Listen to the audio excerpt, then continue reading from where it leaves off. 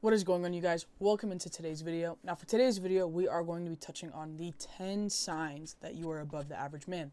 Now, for those of you who don't know me, my name is Alexis and I run Operation Blue, where I help men create their dream selves in order to attract their dream women. Now, in order to do this, I am kind of in a unique situation where I am a woman who likes women, right? So I know what it means to be a woman. I understand how they work, right? I'm surrounded by women. I am one. And I'm also attracted to women as well, right? So I go and I'm interested in them romantically as well, just like you guys. So for this video, we are going to be going through the 10 signs, right, that you are above the average man. And by the end of this video, you can incorporate these into your daily life so you can move from maybe below average or at average and get you above average. Now, if you want to see more videos like this, make sure to subscribe so you won't miss out on another video. Now, on to the first one, which is going to be you are emotionally available. Now, this probably doesn't come to a surprise to much people, right? But in order to be in a relationship, you have to be emotionally available, right? If you want it to be a long-lasting one, right? If you actually are taking it seriously, right? Because you can be in relationships and not be emotionally available, but both people get hurt in the end, or at least one person does.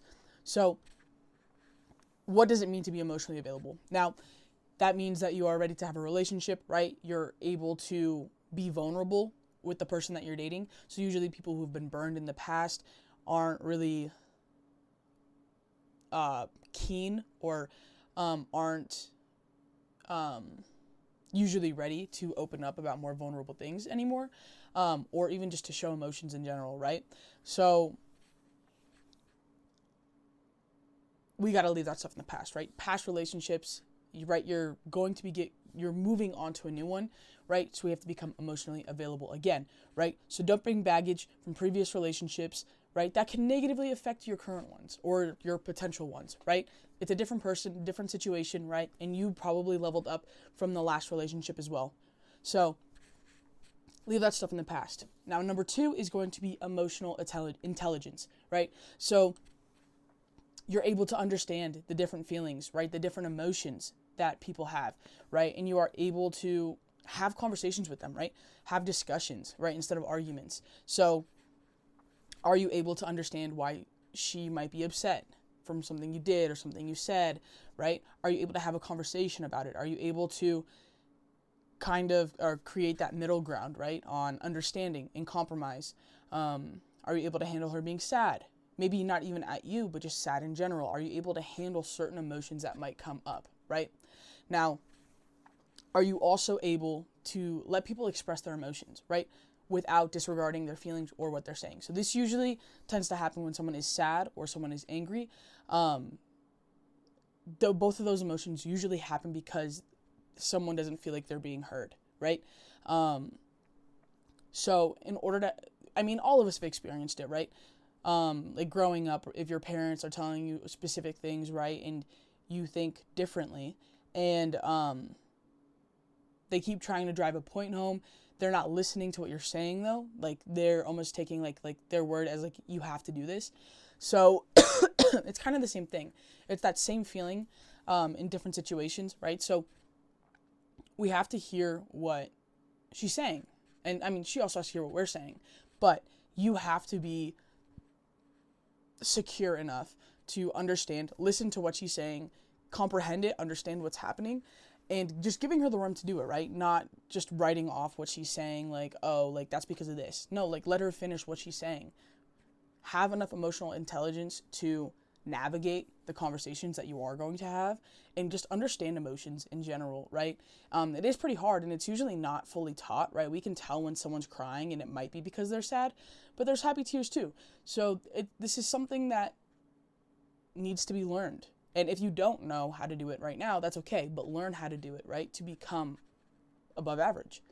Now, on to number 3, which is going to be understanding. Now, I kind of dove into that on that last point, but you can always listen, you can always hear, right? That is an important step, but understanding is almost even bigger, right?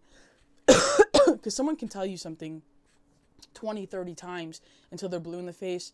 But if you don't understand what they're saying, what their meaning behind what they're saying, there is room for miscommunication, right? Or there's just not clarity on what's happening. So we have to gain that clarity. We have to gain that understanding, right? And even if we don't agree, sorry, even if you don't agree with what the other person is saying, right? Say you're having a disagreement or an argument and you guys are disagreeing on a specific thing. Even if you don't agree with their standpoint or if you don't agree with what they're saying, you have to understand what they're saying, understand where they're coming from, right? And then that can further and go on to compromise, which we'll get to in the next step. But even if you're not agreeing with what is being said, giving them the space to say it and also understand where they're coming from, right? This, when you're in a relationship, and this can go for friendships also, but it's not who's right. It's what are you guys both doing to gain clarity or compromise on, right? Like,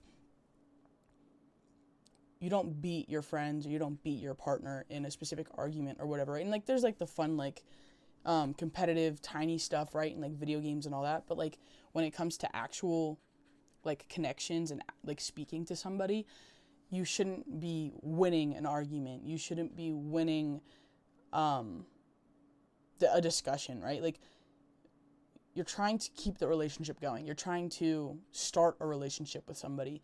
So that's the main goal, not beating somebody in an argument, right? So we have to understand what someone's saying. And then next is going to be, are you able to put yourself in somebody else's shoes, right? Can you see where they're coming from? Can you empathize and maybe try to understand where they're coming from, right? Everyone has different backgrounds. Everyone has different ways of thinking. So when you try to empathize with somebody, put yourself in their situation, that also helps greatly, right? And just gain clarity on stuff too. Now, on to number 4, which is going to be compromise. Now, if there were to be a fight or a disagreement, right? Are you able to come to a common ground to solve the issue, right? And like in the during a fight or an argument, right? You want to try not to be super emotional, right? Obviously, emotions are tied with it, but you want to try to think as level-headed as possible, right? Because you don't want to say things that you don't mean. But while you're having an argument, this goes like hand in hand with the last point. Are you able to understand where they're coming from, right? Are you listening to what they're saying? Are you thinking of ways for you to continue the relationship to continue having the relationship or starting the relationship? Are you able to come to a common ground? Let's say that, what's a good example?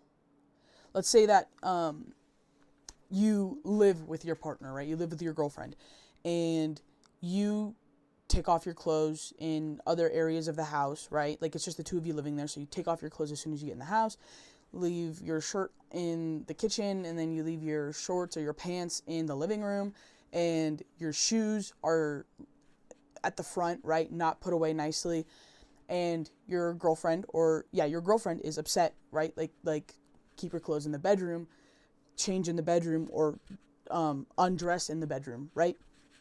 So what kind of common ground can you guys come to? What kind of compromise can there be? Maybe you can do it to where you line your shoes up when you get in the house. Or you can do it to where if you're undressing as soon as you get in the house, you have like a hamper or something, or like the what is it called? The closet right next to the front door. What is that called? Dirt something? I don't know. Anyways, but that closet that you usually have by the front door, put like a hamper or something in there, and then unclothe and have your clothes just in one area, right? It doesn't have to be in the room, but just keep it in one area. Don't keep it in the kitchen. Don't keep it in the dining room, in the living room, and leaving a trail all around, right? Like, you can come to that compromise, right? Are you able to do that? Are you able to have a conversation like that? Are you able to navigate that, right? Now, Are you able to see somebody halfway, right? Are you trying to continue your relationship, right? Maybe there's a communication thing, right? Like texting or calling or just like letting somebody know what's happening, right? I know in like previous relationships of mine, I'm sorry guys, still getting over that stupid cough, but previous relationships of mine, communication was always something at hand where, I mean, I've personally messed up before. I think going into a relationship, I had the expectation, or not expectation, but I think the partner that I was with, the girl that I was with, liked to be in the know, right? Like what I was doing or like where I was going. It wasn't like super, super toxic. Or I don't even think it was toxic at all, right? I think I was kind of in the wrong for this. But like if I was going somewhere, if I was going to be busy for the next couple of hours, right? I didn't tend to text that, or relay that information to my ex. So when we had a conversation about it, and after I had some time to think about it, right? Like I can see where she was coming from, and I could empathize as well, and I wanted to compromise, and also like just reframing what might be happening, right? Like before that relationship, I was single for years in between my other relationship, or my last relationship. So it almost felt like I had to report to somebody, right? Like I had to tell like my mom, like, hey, I'm going here, I'm going here, I'm going here, right? Like, but that's just not what it is. When you are with somebody, trying to structure your days together, right? And I'm not talking about like every little thing. Like if I'm going to be busy for the next 3 hours, maybe just say you're going to be busy for the next 3 hours and you might not respond, right? You don't have to tell them, oh, I'm going to the gas station. Oh, I'm going to Walmart. I'm going here, right? Like, I don't really see that. Like relaying every single thing that you're doing. I think that's a little odd personally, but just like relaying like, hey, like I'm going to be busy for the next like 3 hours. I might not respond as quickly, or I might not respond at all. But I'll make sure to call you or whatever when I'm done. And I totally see that as fine. I totally see that as, that was an area that I needed to work on, right? Because it's just respect also. Like, I'm respecting their time as well. Because if they wanted to hang out, or if they wanted to maybe plan something later on, and they didn't know I was doing something, or if I was busy, their expectations might get a little bit higher. Which, like, also it's not, like, good to assume, right? That, like, hey, if we both have this evening off, or this night off, that we're both going to hang out, right? Maybe you do, maybe you don't. But I think you tend to assume that you're gonna hang out with your partner, especially if something hasn't been communicated.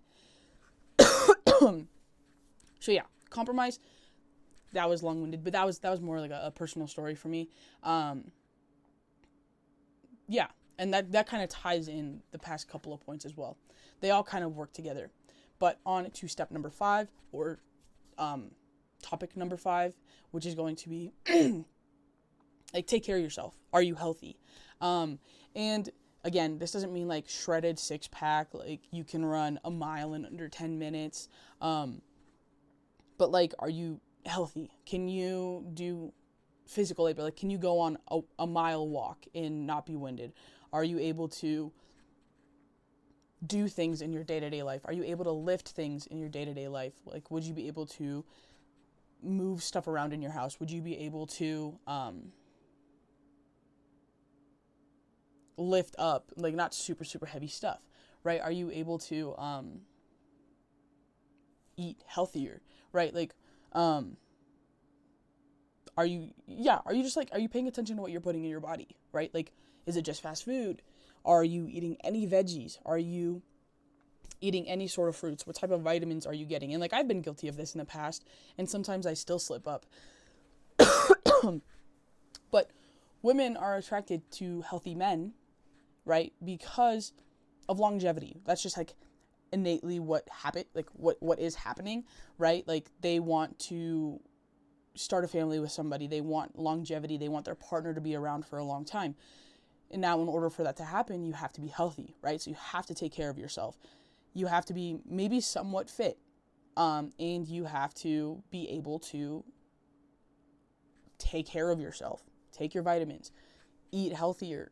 Maybe only eat out once a week or twice a week, right? Just take care of yourself. And number 6 is going to be take pride in your appearance. Now, you don't have to be dripped out in flipping designer or Nike or like whatever streetwear brand, right? You just have to be able to make sure that you're presentable, right? Are you put together? Like, and put together can mean just like a plain t-shirt, jeans, clean clothes, and not wrinkly clothes. But are you able to look presentable? Or does it look like you just rolled out of bed, right? Like, take pride in your appearance. Take pride in, I mean, people do have first impressions, right? Like, everybody to some degree judges somebody on their appearance, on their first impression of them when they're speaking to them. So why not have it be a good one, right? Like, why not try to make a good impression? And you don't have to be dressed to the nines. You don't have to have a flippin' dress shirt, slacks, dress shoes. Like, that's not what it has to be. Just be presentable and make sure your hair is clean or pulled back, or you're wearing a hat or something. Like, make sure your beard is looking okay and not like a untamed bush, right? Like, presentable. And make sure you smell nice too, right? And I'm not talking about like cologne or anything. I mean, that's definitely nice, but just make sure you don't smell like BO. Make sure you're clean, right? Groom yourself. Make sure your nails are cut. Make sure you your beard, again, is like put together to some degree, right? Like, take pride in yourself. Respect yourself, right? And yeah, take pride. Anyways, step 7 is going to be you're confident, right?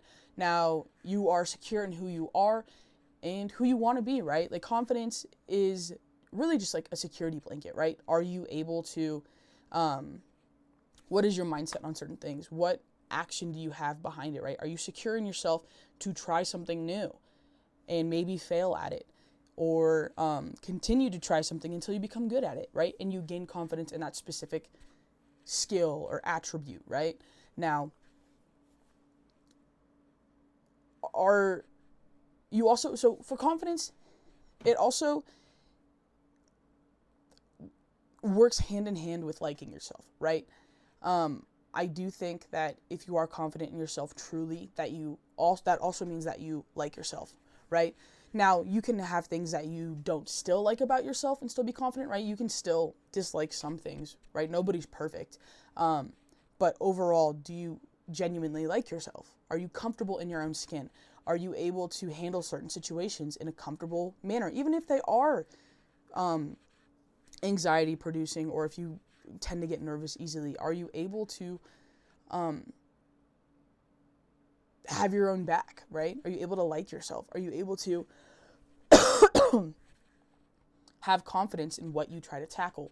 Now, this also goes with self-respect, right?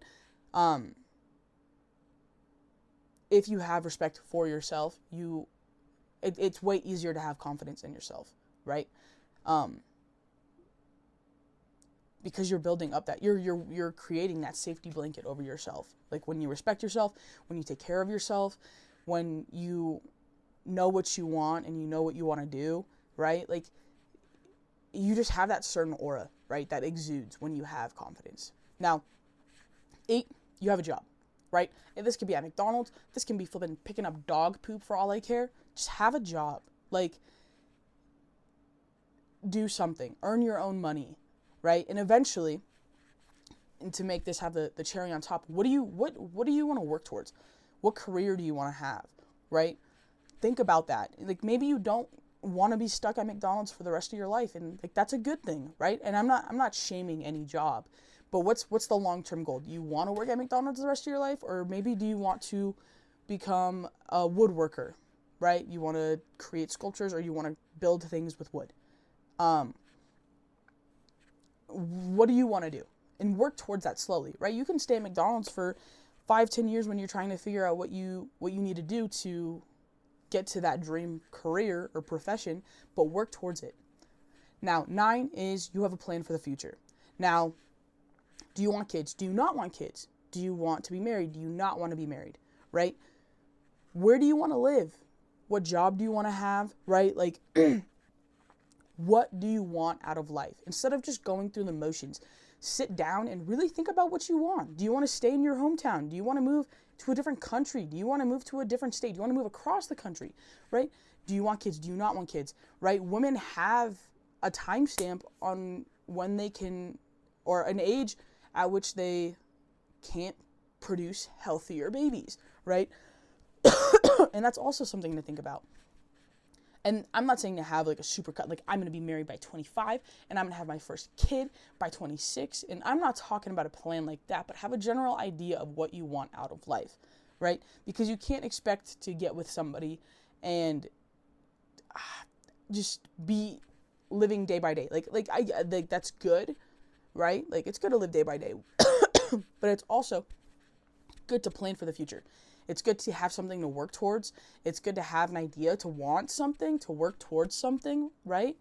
But yeah, just have a plan for the future. And number 10, the final step is going to be, are you a safe place to go to? Are you a safe space to go to? Now, can people come to you when they feel unsafe? Can people come to you and speak about anything with you? Or to you, sorry. If something's going on, can your girlfriend, can your wife, can somebody you're interested in come to you with something very personal, very vulnerable, and do they feel safe enough to address it? If they have a problem or issue with you, are you creating a space, an atmosphere, an environment for them to come up to you and to address the problem they have with you? Right, that's the biggest one. Because you don't want to go up to somebody, especially somebody that you're in love with or somebody that you really, really like, and be like, hey, like, this has really been bothering me, and I'm not really sure how to go about it, and I just wanted to come to you and talk to you about this specific problem. Is your girlfriend, is your wife going to be comfortable enough to do that? Are you creating that atmosphere for her or for them to do that? And that's what we want to do. As a man, you should be the comfort to them, right? You should create a safe space for the entire house, right? If you have kids, you should become a safe space for them too. Instead of you screaming and yelling and creating this big wall between you and your kids, create an open line of communication. Are they okay? Are they comfortable coming to you and asking questions or telling you about something that happened, right? You don't want to yell. You don't want to raise your voice. You don't want to create a very hostile or uneasy environment for your children or your wife or your partner or whatever, right? Like, you don't want to resort to something that can be perceived as anger. And then listen to what is asked of you, right? Regardless if you end up doing it or not, right? And what I mean by that is, if it's something you don't agree with, or if it's something that's just not in the cards for right now, listening to them, right? Say that your girlfriend wants to go on a trip, right? Next year, and they want to do a bunch of crazy stuff, but maybe you guys don't have the money for that right now. Listen to everything that she says, right? And be like, okay, that does sound really fun. I would also really enjoy that. But as of right now, we are not in the position to do that. Maybe next year, once we start saving for it, and we can plan on saving for it, then we can go next year, and we can go eventually, right? Or not eventually, but like we can go next year, and we'll set a plan, and we'll budget, and we'll save up for it, right? So it's not happening right then, right? So that's you're not ending up doing it. You're not doing it right now, but you still listen to them. You still listen to everything that they were saying, right? You acknowledged it, right? And then you created a plan moving forward. And then also, you're open to communication, right? Are they able to communicate with you? Are they able to come to you with issues, right? All of these things all work together. But I almost think creating a safe space is probably going to be your number one goal, right? In a relationship stance. Because, I mean, that's what everything is built on, right? Safety, trust, all that stuff. Anyways, if you guys want me to go into depth on any of these other topics, just go ahead and leave a comment down below, and I will be sure to get a video out on that. But if this video helped you in any way, or if you want to learn more about yourself and how to improve yourself or improve your perception on women, or how to get women or speak to women or flirt with women or attract your dream woman, go ahead and check out the link down below, and I will see you guys in the next video. Later.